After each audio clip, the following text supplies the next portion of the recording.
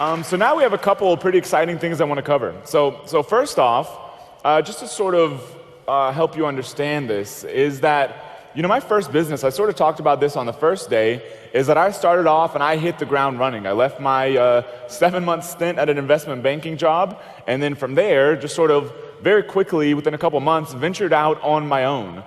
Started building an e-commerce business, selling physical products outside of Amazon at the time, then started selling on Amazon, and within a couple of years, in the second full year of operations, I had ramped up to $2 million in that second full year of operations in revenue.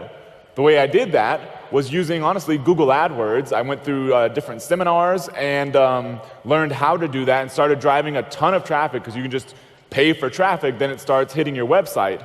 Problem was nothing was being tracked, and largely because of that, I ended up in about $100,000 on the Amex bill and had no way to really pay it. I didn't have the systems or technology to really be able to run that volume of advertising on my own. And so ended up with about $100,000 that I couldn't keep running the advertising because it kept losing money.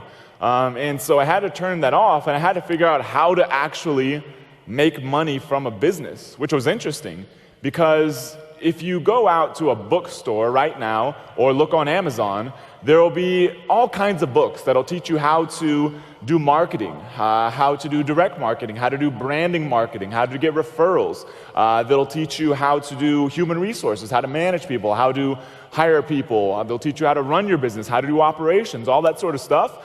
But there's not many books out there or material out there, period, that really teaches you how the heck you get a business to actually produce profit and cash for you. Money in your pocket, money you could actually do something with, money you can reinvest to grow the business or do whatever you want with. There's not much material out there that teaches you how to do that, especially if you have a business that's producing revenue and how you turn that into cash and profit. So really the hard way, had to learn how you do that. I had to really get to work, had to really get creative, had to put a lot of things together to figure this out, how you actually get a business that produces profit and cash. So I'm going to ask you a question. Do you wish your business produced more cash for you? If you do, raise your hand. Yeah, everybody. So now I want to cover fairly quickly what I consider the 7 laws of cash flow. 7 laws of cash flow. First one is build an asset, not income. So this, like Ryan talked about on the very first day, is extremely important. When you're building a business, don't focus on just building income, because otherwise you'll just keep working for that income and you'll never actually build up something that's valuable and produces cash in and of itself.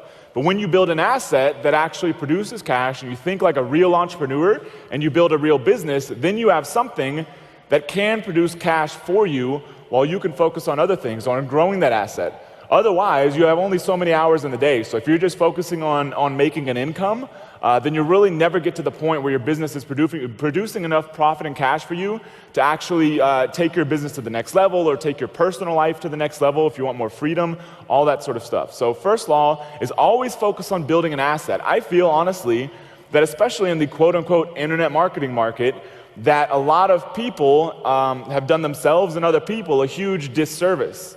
They've taught them every trick in the book on how to produce income, on how to trick Google, on how to get this website launched, and how to get it to produce a little bit of money per month, and if you just launch 82 million other websites, you'll finally make an income, all that sort of stuff. Whereas it was sort of strange for me because I always came from the background of you need to actually build a business. You're building a living, breathing thing that at some point you shouldn't have to do anything with if you don't want to. Sometimes it takes a while to get to that point, where you actually have a company that lives and breathes on its own with all the layers of management and staffing that you need to make that happen.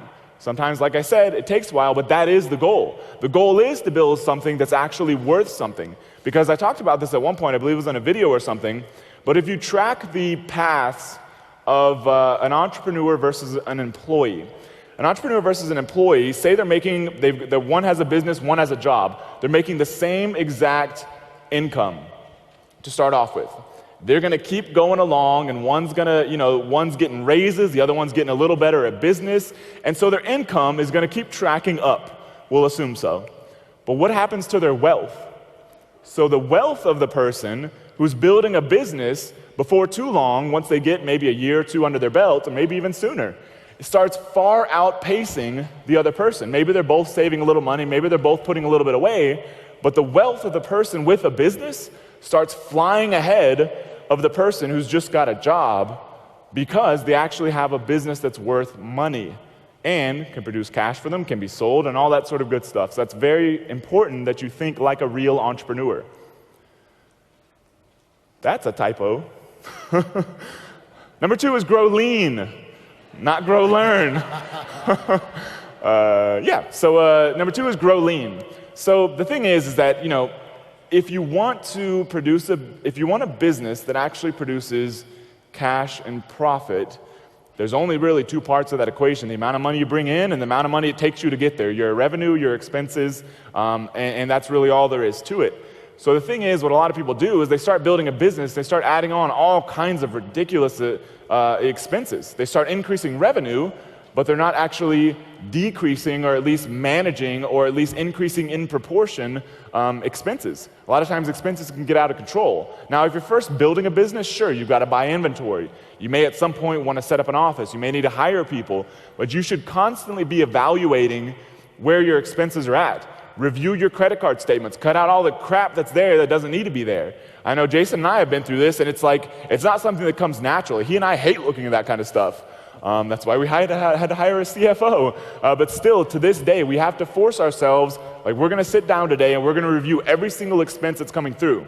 Because it's easy. You start, especially online, you sign up for this, you sign up for this, you have this service, that service, all these different things going on, and eventually, you don't know where the money's going. But if you have the discipline of reviewing that, I recommend reviewing your expenses, every bank statement, every credit card statement, at least on a monthly basis. Every PayPal account, because a lot of times you sign up through, especially internet marketing or online marketing sort of stuff through PayPal, review all that stuff, any recurring charges especially, and see what you can cut out. See what's not actually producing value for your business. And even, like we do with our payment processors, you're probably sitting here in this room and they can vouch for this as well, is no matter how good the relationship is, no matter how good things are going, it's in our best financial interest, within reason,